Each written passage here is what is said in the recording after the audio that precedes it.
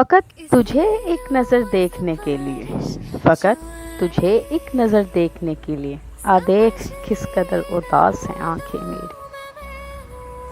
तो आप सुने और देखने वालों को अस्सलाम वालेकुम दोस्तों। इस वक्त मैं जा रही हूँ ऑफिस और टाइम हो रहा है कुछ 8:30 का टाइम हो रहा है और आपके देखें मुकम्मल लॉकडाउन है। लेकिन हमारे जो हैं कुछ बैंकर्स और फार्मास्यूटिकल्स के लोग, मेडिकल स्टाफ, नर्स, डॉक्टर्स में जो है अपनी ड्यूटीज़ पे जा रहे हैं।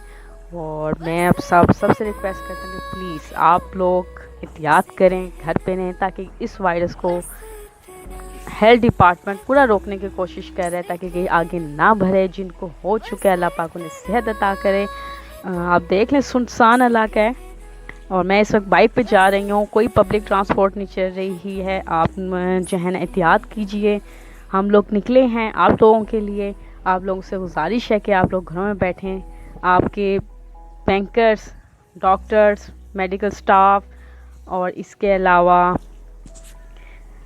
मेडिकल फील्ड के तमाम लोग जो है इस वक्त मुझे नज़र आ रहा है कि सिर्फ वही लोग निकले हुए हैं और वो लोग अपने ऑफिसों की तरफ, अपने दफ्तरों की तरफ और हॉस्पिटल की तरफ।